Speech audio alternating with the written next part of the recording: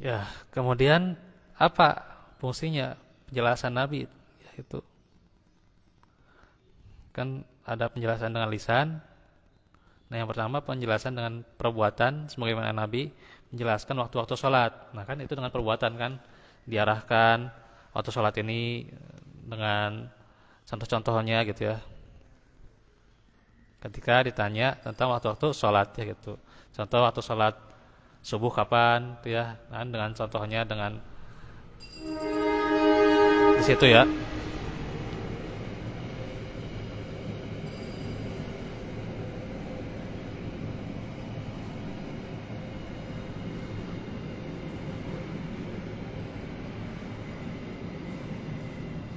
Ya iklan kereta ya. Ini lebih ini lebih tarik gitu ya. Kereta nak. Jadi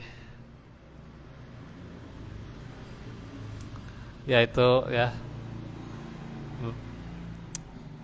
waktu sholat ya ketika terbitnya matahari apa misalnya waktu sholatnya gitu kan gitu. Nah itu berarti kan dengan perbuatan ya gitu. Yang kedua menjelaskan hukum-hukum yang ditanyakan kepada beliau yang tidak ada dalam Al-Quran. Lalu Al-Quran turun untuk menjelaskannya. Hal tersebut ya sebagaimana pernah ditanya tentang hukum. Hukum apa?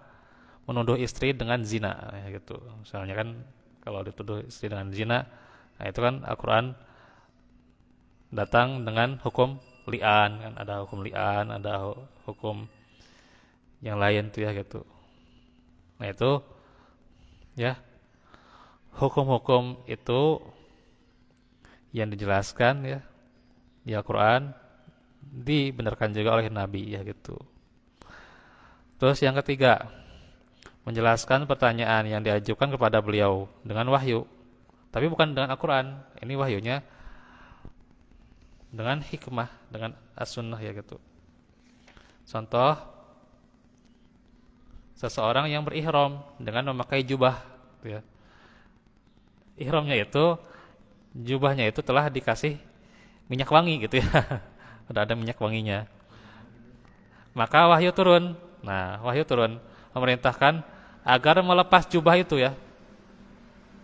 Agar jubah itu dilepas dan mencuci bekas minyak wangi tersebut. Ya.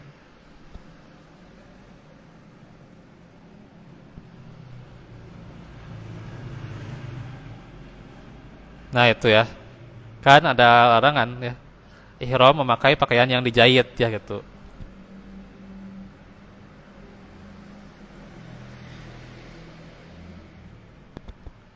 Memakai pakaian dijahit dan juga menghiasnya ya dengan misalnya minyak wangi atau apa gitu kan tidak tidak boleh ya di ihram nggak boleh ya. Ya keempat menjelaskan sunnah dengan tanpa pertanyaan ya seperti beliau mengharamkan daging keledai jinak ya. Nah ini ada yang berpendapat ya berpendapat daging keledai jinak itu diharamkan ya gitu. Nah itu ini penjelasan beliau ya tentang sunnah. Jelas juga di hadis juga mengharamkan nikah mut'ah ya. Nah itu ya nikah mut'ah ya gak boleh ya. Nikah kontrak itu gak boleh. Gitu ya. Ya.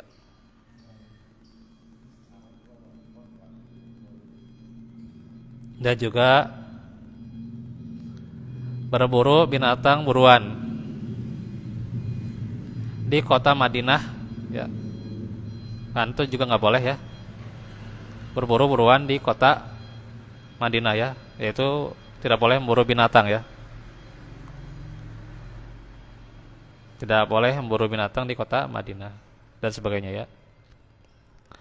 Yang kelima, menjelaskan kepada umat tentang kebolehan sesuatu yang perbuatannya tanpa ada larangan untuk mengikuti beliau ya.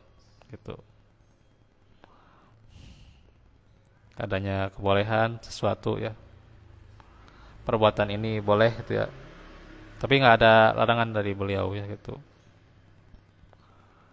Artinya beliau mendiamkannya bisa jadi ya. Bisa jadi hal itu adalah boleh yaitu kan di sini juga di yang keenam dengan mendiamkannya ya, orang yang melakukannya di hadapan beliau sementara beliau menyaksikannya atau beliau mengajarkan agar melakukannya gitu ya gitu.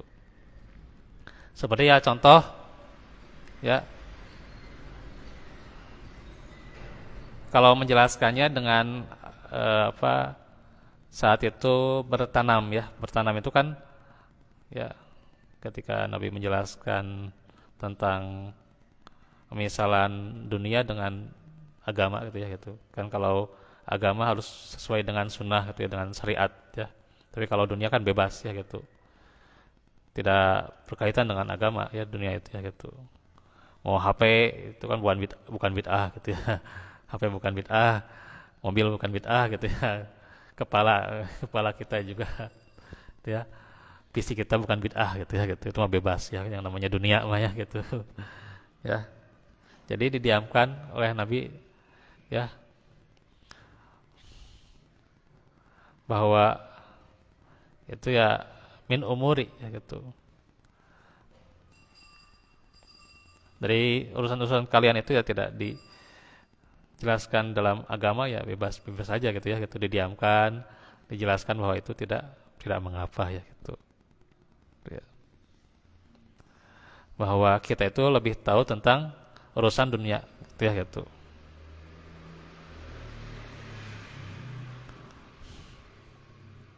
Apa antum a'lamu bi umuri dunyakum kan gitu ya gitu. Kemudian juga menjelaskan kemubahan sesuatu dengan diam atau tidak mengharamkannya ya. Meskipun beliau tidak memberitahukannya dengan ucapan.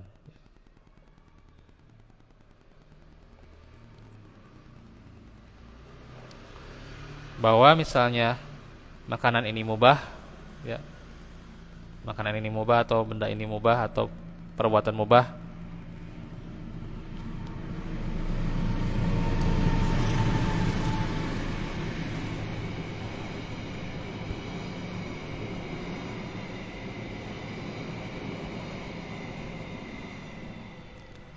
terkadang beliau diamkan karena itu perbuatan yang mubah, maka itu adalah sunnah juga ya. Dan yang kedelapan, Al-Quran menghukumi sesuatu itu wajib atau haram atau mubah, dan hukum tersebut mempunyai syarat-syarat, penghalang-penghalang, ikatan-ikatan, waktu-waktu yang khusus, keadaan-keadaan dan sifat tertentu. Lalu Allah menyerahkan kepada Rasulullah untuk menjelaskannya.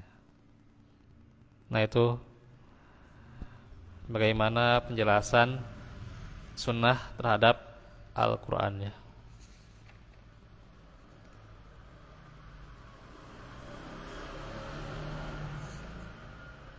Itu saja yang bisa disampaikan pada hari ini. Kalau ada yang mau ditanyakan Pak, tadi yang terlewat mungkin pertanyaan. Kalau nggak ada ya nanti ini saja ya, di waktu yang lain saja ya. Besok kalau hujan ya paling kembali lagi di hari Senin Pak. Ya, insya Allah ya, di hari Senin. Walafikum.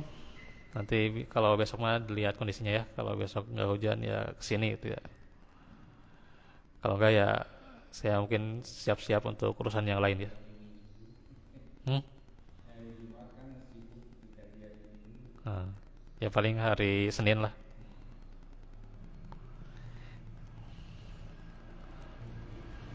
Baik. Hmm? Ditutup saja ya. Rabbana atina fid dunya hasanah wa fil akhirati hasanah wa qina adzabannar. Rabbana atina fid dunya hasanah wa qina adzabannar. Afafa gina.